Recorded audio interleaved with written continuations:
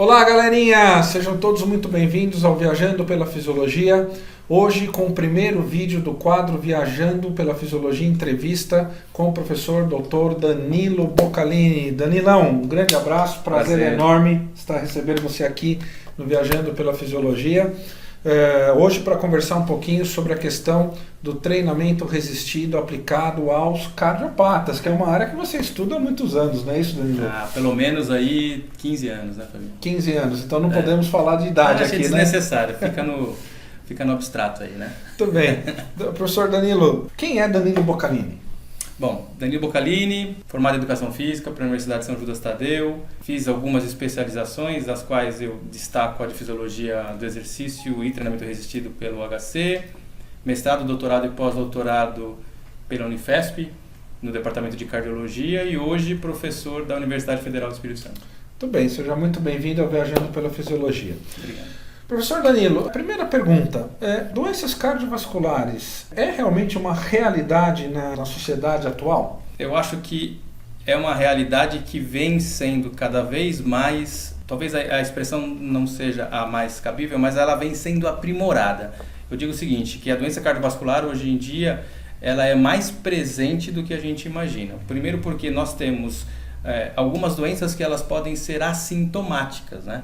Então, a exemplo disso é a hipertensão. O que vale a pena a gente falar de doenças cardiovasculares é, no primeiro momento, conceituar o que é, Fábio, doenças cardiovasculares. Então, são doenças que podem acometer o sistema cardiovascular de uma maneira geral. Lá nos princípios da fisiologia humana básica, nós sabemos que a fisiologia cardiovascular ela pode ser dividida em dois sistemas clássicos, né? O sistema vascular, envolvendo aí vasos venosos e vasos arteriais, e o próprio coração. Então, quando a gente pensa em doenças cardiovasculares, a gente pode falar de doenças que podem acometer a funcionalidade ou dos vasos ou do próprio coração. Dessa maneira, as doenças cardiovasculares ela vem progredindo muito agressivamente e do ponto de vista numérico de uma maneira intensa. Propriamente falando da Segunda Guerra, da Primeira Guerra Mundial, onde a gente teve ali o primeiro curso epidemiológico, né, na primeira mudança epidemiológica, com as novas diretrizes de mudanças de comportamento, as doenças cardiovasculares começaram a ter um boom muito grande. Só que a gente vive um paradoxo, né? Um tempo atrás a gente via que a doença cardiovascular ela tinha um impacto na mortalidade alto, e hoje a gente não tem esse impacto na mortalidade tão alto. Porém, a gente encontra uma agressividade alta. Essa agressividade eu posso figurar de uma seguinte maneira: é o quanto essa doença impacta a vida dessa pessoa.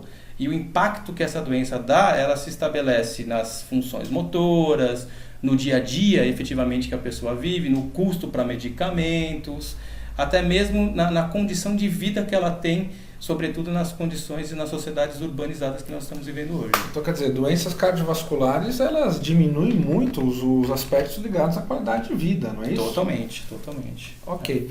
E pensando em doença cardiovascular, Danilo, quais são as mais comuns na população? Dentre as mais comuns, eu acho que a hipertensão hoje ela vem assumindo uma posição interessante.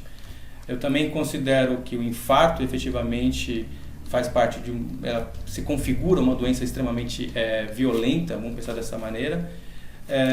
Mas eu ainda considero a hipertensão a mais letal e a agressiva, primeiro porque ela tem uma configuração assintomática. Uma vez que o indivíduo já tem um infarto, e esse infarto ele foi ocasionado teoricamente por uma condição de vida que foi prévia, então a partir da quinta década de vida a pessoa já começa a desenvolver o sintoma da placa de ateroma, enfim. Uma vez que eu tenho um infarto, é difícil eu não ter o diagnóstico de infarto. Exato.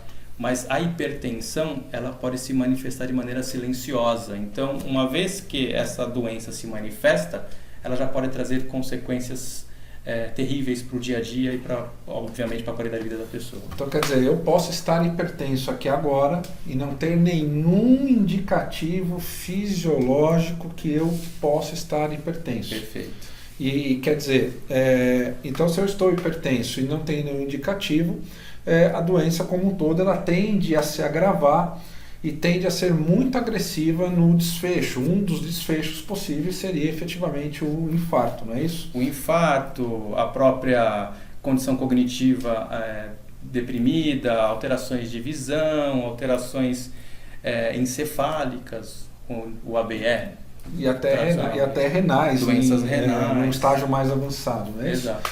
E Danilão, qual que seria a importância do exercício, aí falando mais especificamente da questão do exercício resistido, do treino resistido, tanto no aspecto de prevenção quanto no aspecto de controle dessas doenças cardiovasculares? Eu acho que quando a gente fala de exercício e atividade física de uma maneira geral, eu vou tentar de alguma maneira fazer com que a discussão seja similar. Basicamente, quando a gente pensa em doenças, Fábio, eu acho que vale a pena a gente considerar que existem dois campos de atuação.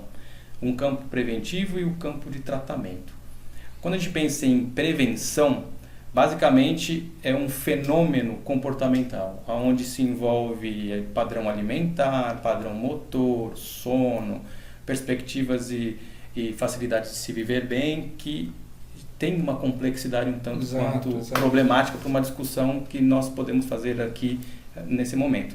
Porém, quando a gente pensa em tratamento, isso fica mais assertivo, né? Vamos pensar dessa maneira. E aí, dentre as modalidades, o aeróbio hoje, efetivamente, ao longo da história, vem se tornando, e ainda é, o nosso padrão ouro. E aí eu falo o seguinte, por que o aeróbio ainda é considerado padrão ouro e não o exercício resistido? O primeiro ponto nós temos mais estudos com exercícios aeróbios, porque tradicionalmente essa modalidade ela sempre foi encarada como uma modalidade segura. Em contrapartida, quando nós pensamos no exercício de força, por volta de 95, as discussões sobre treinamento de força começaram a ser um pouco mais intensas do ponto de vista acadêmico. Porém, quando a gente pensa em treinamento de força, existem uma gama de variáveis metodológicas no sistema de treinamento que faz com que essas discussões fiquem um pouco mais complexas. O que não impede de nós falarmos sobre o que a ciência efetivamente me mostra do treinamento de força. O que eu gosto de falar é o seguinte, em palestras, em artigos, em aulas, efetivamente, o tradicional é o que mais se estabelece ainda para o treinamento para doenças cardiovasculares. É muito comum as pessoas que estudam hipertrofia, dentre outras adaptações neuromusculares que é comum nós buscarmos com treinamento de força, sobretudo na modalidade de musculação, mas que ainda não tem aplicabilidade para as doenças cardiovasculares. Exato. E aí, esse é um gap que é importante. Primeiro, por quê? Quando nós vamos buscar essas informações para doenças cardiovasculares, nós nos deparamos por uma barreira muito intensa. A primeira barreira o educador físico está preparado para falar de doença? O educador físico está efetivamente apto a entender o processo fisiopatológico de uma determinada doença? Aí, qualquer doença propriamente dita. Quando nós temos as diretrizes, essas diretrizes para tratamento são feitas pelos profissionais de educação física? Não, as principais diretrizes são feitas pelos médicos. Uma comunidade altamente capacitada para falar sobre fisiopatologia. Então nós temos o primeiro gap acadêmico, o primeiro gap conceitual que infelizmente afeta a nossa conduta profissional. Nós temos uma camada social que entende muito bem efetivamente de treinamento, porém não entende tanto quanto deveria sobre aspectos fisiopatológicos. Então nós temos uma briga, porque eu tenho um lado médico, biomédico, que efetivamente são extremamente preparados para falar sobre aspectos fisiopatológicos e tratamentos farmacológicos efetivamente, porém que ainda não tem uma informação suficiente para treinamento. Coisas que o profissional de educação física tem, porém ainda peca sobre os aspectos patológicos. E aí nós temos o primeiro gap. Quer dizer, nós estamos ainda, vamos dizer assim, engatinhando, não é isso? Perfeito. E aí eu vou tomar a liberdade aqui. Nós publicamos um trabalho juntos no ano de 2016, que foi publicado, nós fizemos questão de publicar no Brasil, e nós queremos que vocês leiam esse trabalho, que foi publicado na Revista Brasileira de Ciência e Movimento, que avaliou o nível de conhecimento de profissionais formados em educação física, então não era estudante, eram formados, que atuavam em academias da cidade de São Paulo, e nós tínhamos por objetivo, né, Danilão, avaliar qual era o nível de conhecimento das recomendações do exercício aeróbico para o adulto saudável, para o adulto com hipertensão e para o adulto com outras doenças cardiovasculares. Basicamente foi o coronariopata. Coronariopatas, não é isso? E aí o que nós encontramos? Que as recomendações mundiais para adultos saudáveis, de cada 10 profissionais formados, só 8 sabiam dizer qual era a recomendação de treino de exercício aeróbico para adulto saudável. Então, quer dizer, é o que você está falando, é o basicão. Exato. Agora, quando ia para a hipertensão, de cada 10 profissionais formados, apenas 5 sabiam dizer qual era a recomendação de exercício aeróbico. E aí, coronariopatas, de cada 10, somente 3 sabiam dizer qual era a recomendação. Então, é bem isso que você está falando, não é? O que é mais importante, só para dar um adendo, nós consideramos a pessoa preparada a que acertou pelo menos as 3 variáveis do treinamento. Que seria frequência, duração e intensidade. Não adianta nada eu acertar 2, porque nos vídeos que o Fábio já mostrou aí sobre dose e respostas, eu preciso ter, no mínimo, esses 3 parâmetros de maneira muito bem controlada. Exato. Sabendo 2... Então, se eu tenho frequência semanal, duração e intensidade, que é volume e intensidade, define dose. E quando eu submeto o sujeito a essa dose, é que vão ocorrer as adaptações fisiológicas que vão me permitir, por exemplo, controlar melhor um quadro hipertensivo. Então, quer dizer, Exato. Se eu não sei qual é essa recomendação, então de duas uma. O que eu estou aplicando para o meu aluno hipertenso lá na academia, ou é abaixo dessa recomendação, ou é acima dessa recomendação, não é isso? Se é abaixo, você entende assim, é menos mal, né?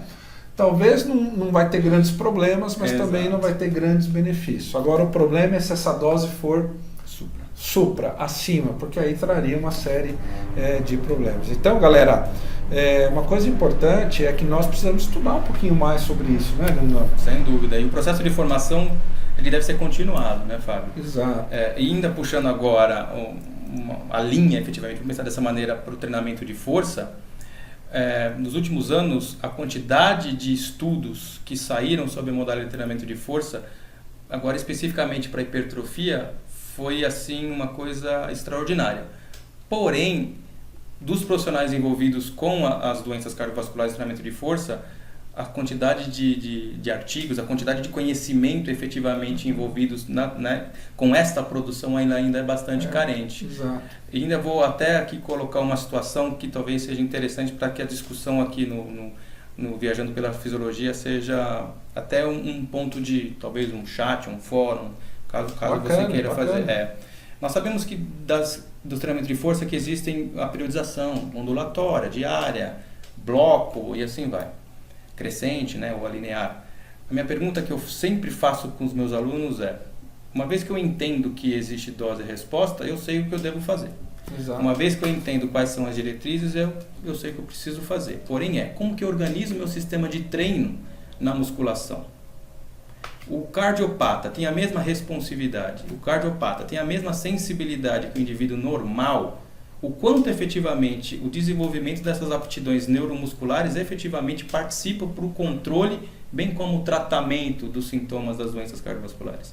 São tipos de perguntas que a comunidade médica, eles não têm expertise para responder isso. Exato. É a nossa área que tem que responder isso. E aí fica aqui. O que vocês acham? O que nós devemos fazer? Treinar ondulatório, treinar linear, treinar em bloco? Devo aplicar um drop set no hipertenso? São essas variáveis que são muito comuns para a hipertrofia, mas que não são pensadas nas doenças cardiovasculares. Então, esse é o primeiro vídeo, então, do professor Danilo Boccalini, falando um pouquinho sobre treinamento resistido nas doenças cardiovasculares. Continue acompanhando Viajando pela Fisiologia, porque no vídeo número 2, o professor Danilo vai falar um pouquinho do que a ciência tem trazido nesses últimos anos de resultados para doentes cardiovasculares. Um grande abraço e até lá!